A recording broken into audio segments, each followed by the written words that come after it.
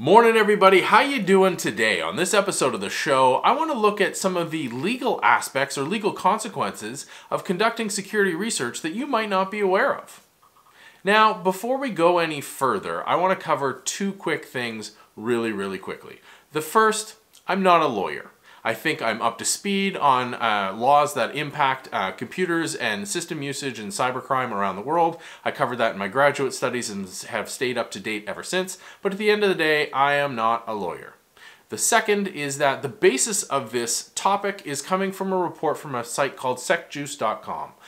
This is one instance of this report of this story. I haven't seen corroboration, but the digging on social media, everything does seem to line up and it seems authentic. But again, I haven't seen that sort of additional corroboration and I haven't dealt with this outlet before. So we'll take everything with a grain of salt and treat it all as alleged activity and a hypothetical. But that doesn't change the point of what I want to talk to you about on this show. Now, first, the story, and of course I'm going to link to it in the description so you can read it yourself, but it basically goes like this. Two enterprising security researchers based in the EU were surfing Showdown, something caught their eye, and they dug deeper. Lo and behold, what they find is a network of products from a company called Atrient. Now, Atrient makes kiosks that are primarily sold to gambling and entertainment physical properties in order to manage loyalty programs. So you can go up and badge in and it says, you know, Mark, you've got 10,000 points. When you hit 15, we'll give you free tickets to the show tonight. Something along those lines. So it tracks a lot of sensitive information and they're placed, you know, throughout physical properties at the client's location. Now, the researchers dug in and they found a whole bunch of wrong, is really the best way to put it. Information was being transmitted in the clear, they could identify specific kiosks, there appeared to be an API, FTP sites were writable, there's a whole bunch of security challenges here. And they raised their hand with the vendor and tried to say, hey, we found some of these things, we'd like to responsibly disclose them. So as a reminder, responsible disclosure is essentially researchers working with the affected organization on a specific timeline, normally about 90 days, to get the issue resolved before the information goes public.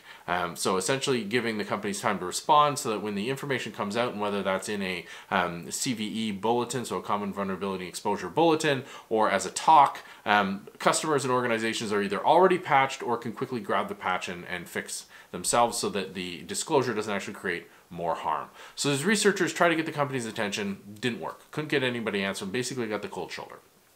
They went as far as leaving a message on an FTP server, so writing a file to the FTP server to get the admins to call them back about the issue. And we'll get back to that key point later in this story. Getting the cold shoulder, being frustrated, trying to do the right thing, and I truly believe they were trying to do the right thing, they reached out to the editor at SecJuice and said, hey, can you help here? They went out on social media. That social media post about that story being written got the attention of the FBI and their Fusion unit. Now, the Fusion unit is designed specifically to step in situations like this, where there's researchers with positive intentions who are trying to help a company fix their security, and the company doesn't want any part of it. Wheels turn, FBI gets on a call with everybody involved. Seems like the company's taking it seriously and they say, hey researchers, let's take this offline so that we can get some legal paperwork behind here and discuss maybe some compensation. So that happens, and then from there on out, the researchers think, hey, this is great. The company's doing the right thing. We're going to see some monetary upside, which is great, as well as get credit. But the company continues to ignore them, give them the cold shoulder. It ends up in the researchers confronting the company at an event, an alleged assault, which may or may not have happened, really depending on your definition of assault. But again, wasn't there, not a lawyer, can't speak to it. And then now the company legally threatening action against the researchers. Now, what I wanted to talk about in this episode, though, was that this is par for the course. This is a risk that a lot of researchers are taking. They are trying to do the right thing. They're trying to responsibly disclose it. For the most part, we've seen examples where people are not trying to do that and are just trying to gain notoriety. But in the most part, when people are out in the public and sort of on the white hat side of the equation, they're trying to do the right thing. They're trying to help companies make better products, customers be protected, and to gain some credibility as a researcher in the industry. The challenge is, unless there's a published bug bounty program laying out permissions, they may in fact be breaking the law by conducting this type of research. This is why bug bounties exist. This is why third-party organizations can help broker that relationship to help ease these legal tensions. And again, not a lawyer, But we're looking at the law in the UK, so the Computer Misuse Act, Criminal Code of Canada here in Canada, and the CFFA, the Computer Fraud and Abuse Act in the States. They all have very common, very similar language that basically says it's illegal to use a computer or a computer system in any unauthorized manner. They don't speak at all to the security of those systems, to research exemptions, to educational exemptions. They say flat out, you cannot use a computer in a way that's not authorized.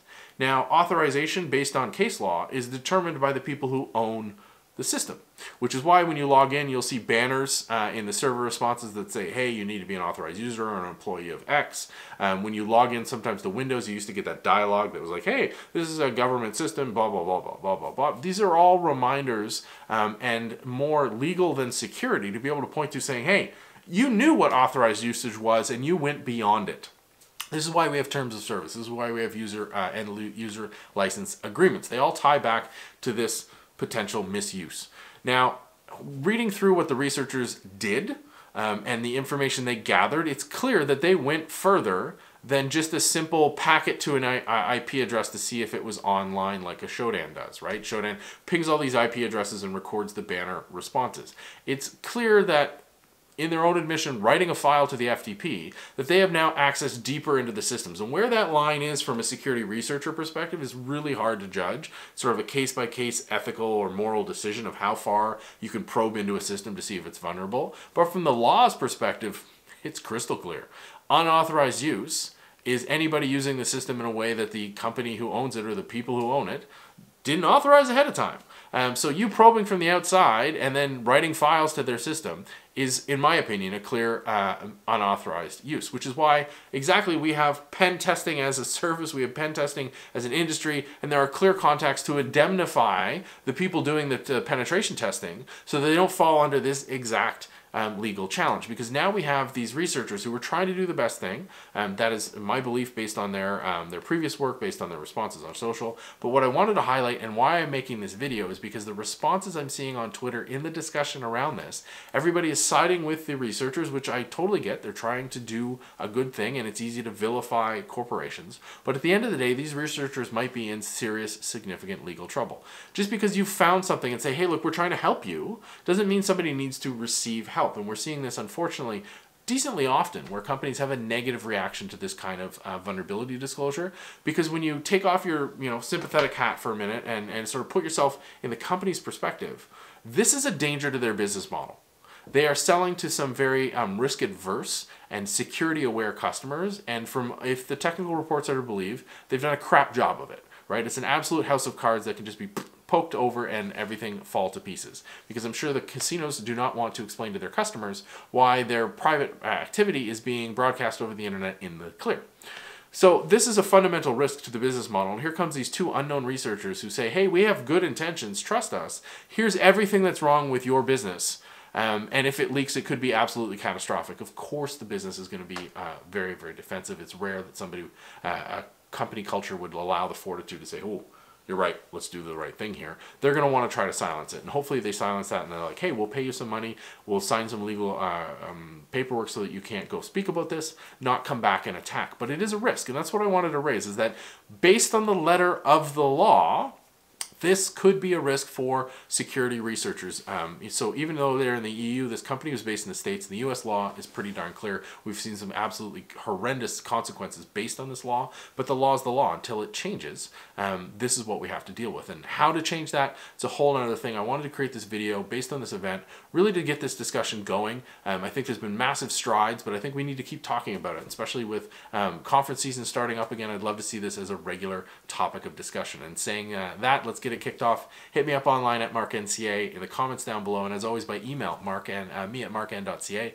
Tell me what you think. How are your experiences? What do you think of this issue? Let's keep this discussion going. Let's take it to the next level, and let's try to get research going in a much smoother manner for everybody involved and help raise everybody up by sharing our knowledge. So have a fantastic day, and we'll see you on the show next time.